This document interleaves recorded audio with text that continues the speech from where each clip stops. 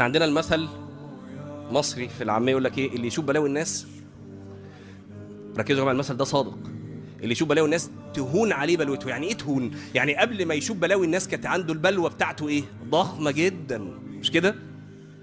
اول ما يشوف بلاوي الناس الضخامه دي تروح على طول. ليه؟ عشان خلق التسلي، خلق التسلي. النفس البشريه مجبوله على هذا الخلق، سواء في الطاعه، يعني لو شفت غيرك بيشاركك العباده بتهون عليك العباده.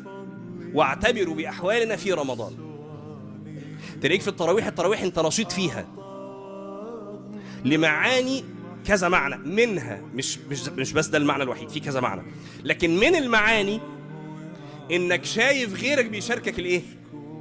العباده، فده بيسهل عليك العباده، بيسهلها عليك.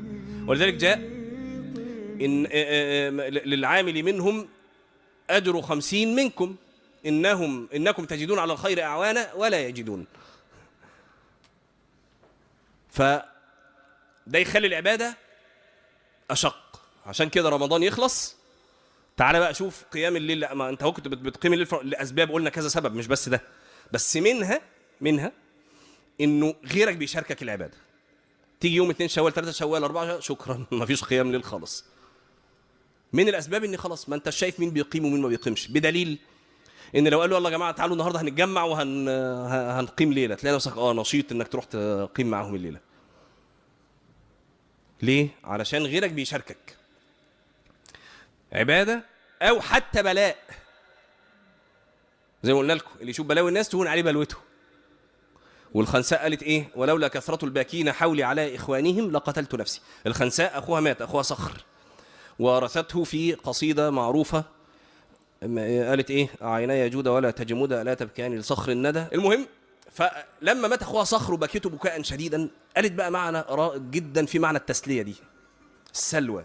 قالت ولولا كثرة الباكين حولي على إخوانهم لقتلت نفسي ولا يبكون مثل أخي ولكن أعزي النفس منهم بالتسلي.